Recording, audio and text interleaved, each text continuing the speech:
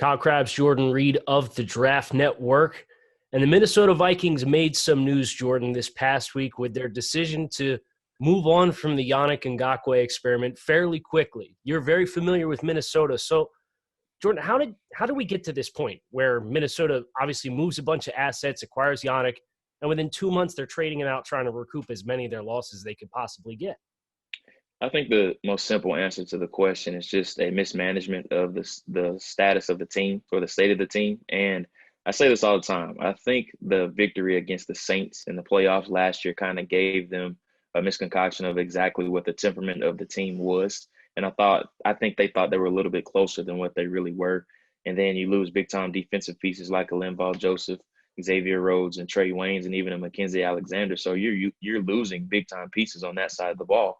And then you replace them with rookies in a sense with Jeff Gladney, Cameron Dantzler, and some of the other players that they acquired. And then on offense, you lose one of your biggest pieces in Stephon Diggs. And nobody knew that Justin Jefferson was going to have this type of impact. But I think when they made the Yannick trade, they thought that they were pretty much a playoff team and they were striving to be a little bit more than that, but they just haven't been that. So that's the biggest area of concern with this trade. And I don't think it was a bad trade to get Yannick. I just think the overall temperament of the team, I just think there were some miscalculations with that and how good they really thought they were going to be this year. Sure, and you even extend those losses to a guy like Michael Pierce, who they brought in, who opted out for this season. Is like that's no small loss either for what he brings to that team with how much they've struggled with interior defensive line play. So I guess, Jordan, you knowing this team as well as you do, where does Minnesota go from here as far as, they were one of the betting odds favorites to win the NFC North this year. And we kind of went through, they've made so many tinkers and changes for personnel and it's not clicking this year.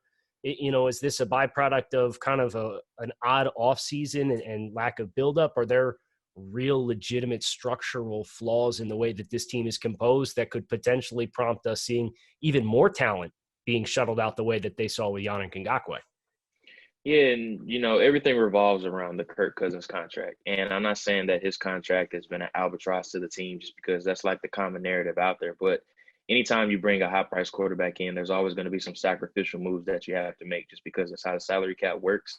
And that's just the lay of the land. That's the way the boat floats in a sense. When you have a big-time quarterback, as far as the contract come into play, that's something that Minnesota hasn't had to worry about in a very long time just because they've been used to cheap quarterbacks being in from the days with Sam Bradford, Teddy Bridgewater, and then Case Keenum with this splash in the pan year. So they haven't had to worry about paying a quarterback in a very long time. Matter of fact, I can't even think the last time they had a really high-priced quarterback. It probably was Brett Favre in his one-year wonder in 2009 with the team. So they haven't really had to worry about paying a high-priced quarterback. So this was kind of new territory for them in a sense. You could really tell that Rick Spielman was kind of new to it, and they kind of finagled some moves here and there. They cut some guy structure.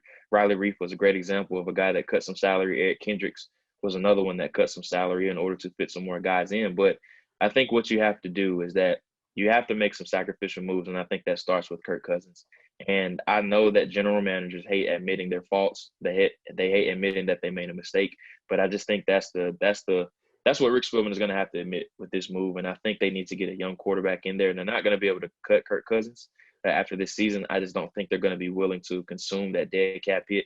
And if they cut him, I believe before June 1st, it's like a $41 million dead cap hit. And if they make him a post-June 1 cut, it's like $10 million or something. So, and it's spread over 2 years. So it'll be $31 million this year. And then in 2022, it'll be $10 million. So they're going to have to make a move here very soon. But now, do you put Kirk Cousins in an Alex Smith type of situation of where he's the mentor of the young quarterback that you select if they end up with I think they'll end up with a top 12 pick. I think that's fair to say. I don't see them winning more than 5 games. So I think they'll end up with a top 10 or top 12-ish pick, I think, in that draft range. And I think they have to take a quarterback, whether it's Trey Lance or a Justin Fields, just because we know if they don't get the number 1 pick, they're not going to get Trevor Lawrence. They're not going to be in contention for that. And with the New York Jets, I just don't see how they're going to let off their stranglehold with that at the top of the draft. So you're talking about a Trey Lance or Justin Fields or even a Zach Wilson or Kyle Trask or whoever is going to end up being in that quarterback 4 spot. So it's a really interesting situation that Minnesota is going to be in, but they have to get the quarterback position right if they want to go through this soft rebuild in a sense. So you've alluded to making some sacrifices, and obviously Kirk Cousins, with the contract that he's on and the level of play, is not really an attractive movable asset. But the NFL trade deadline is coming up. at the beginning of November here.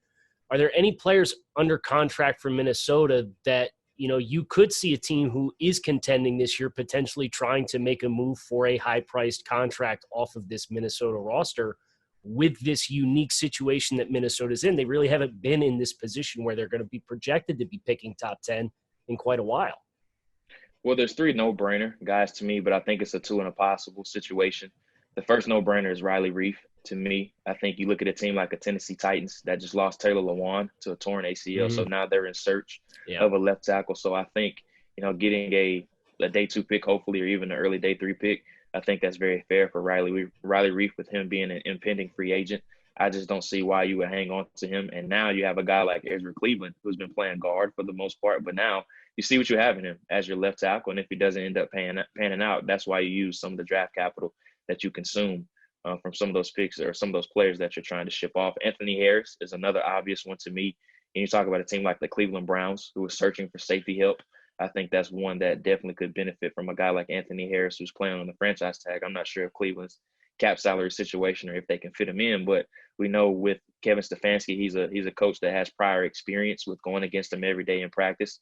So he knows exactly what he's getting in Anthony Harris. And I think the Browns are probably going to be making a playoff push here soon too if they stay on track. So they're going to need help at that safety spot. And then the possible player that's why I say it's a two and a possible is Kyle Rudolph, just because of his loyalty to the organization, but how sacrificial he has been with his contract and the pay cuts that he has taken here and there. So I think with Kyle Rudolph, I don't really have a team in mind, but if he wants to go and play for a contender, him being on the back stretch of his career for a team that's looking for a tight end, I think the right thing to do would be try to get a day 3 pick for him. So are there any of these, I look at some of the other players on the roster, the vibe I get from you is Minnesota's looking for more of a soft rebuild instead of like a guy like Eric Kendricks, who I'm sure would have a lot of interest, and he's a player that's in the prime of his career, but does play a low-value position at the linebacker position as with a fairly high contract at that. You see any players like that, would Minnesota engage in talks about those kinds of players, or is this really just, hey, we got our 30-plus-year-old players or our players we know we're not going to be able to retain in a guy like Anthony Harris, let's recoup what we can for those players before they get out of the building? Yeah, and I think there's some players that you make untouchable. I think Eric Kendricks is definitely one of those guys just because he's so important to your defense. He's that centerpiece.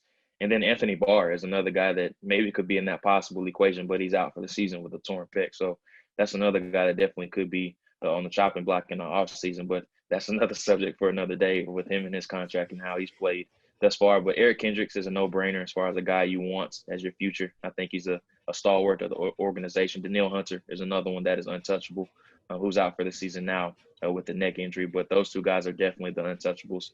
Harrison Smith is another interesting one that I could see them entertaining some deals for just because he is an older piece, and then he's on the backstretch of his career as well. But you talk about another guy that's, he exemplifies everything you want as far as a Minnesota Viking and just how important he has been to the team. So I don't see a situation of where they would end up trading him, but if somebody, floats a second or a third round pick, I think you have to entertain it.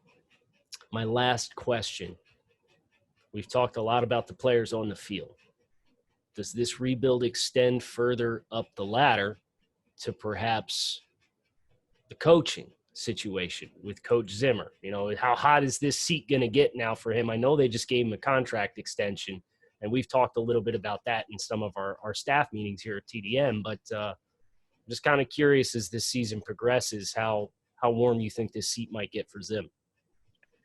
I think a lot of people are really over-exaggerating it a little bit with Mike Zimmer. I think they're going to give him next year. I think next year will be the one where he has to put his foot to the fire and have some type of results as far as playoffs or something of that nature. But then again, they're going to be rebuilding next year probably with a rookie quarterback waiting in the wings. So they're kind of in no man's land with Mike Zimmer. And I always said they should have let Spielman, they should have let Zimmer, and then Kirk Cousins play it out this year. All of them were entering the final years of their deals. And I just think the extensions were just a mistake at the time. And that's why I referenced the New Orleans game, the victory. They kind of overreacted. The owners of the teams, the Wolves, they overreacted a little bit, and they kind of should have just let it play out. And they would have been in a much better situation. Now, I think the decisions would have been much easier. But I think they'll give Zimmer another year. And I think if they gave them the go-ahead to trade a guy like a Yannick Ngakoue, I think that signals that they have a little bit of job security. That's a really interesting dynamic here, right? We talk about, for players setting the market and having, from an organizational perspective, long-term stability and locking your guys in. And the more turnover you have, the more risk you have.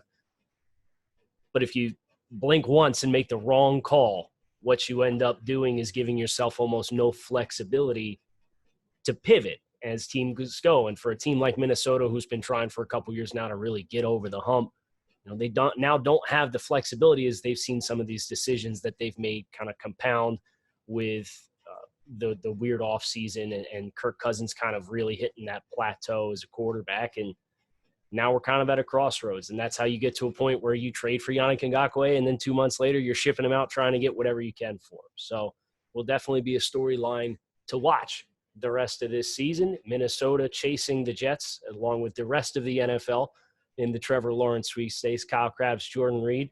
Make sure you stay tuned and visit thedraftnetwork.com for plenty of analysis regarding Minnesota and the rest of the NFL draft landscape.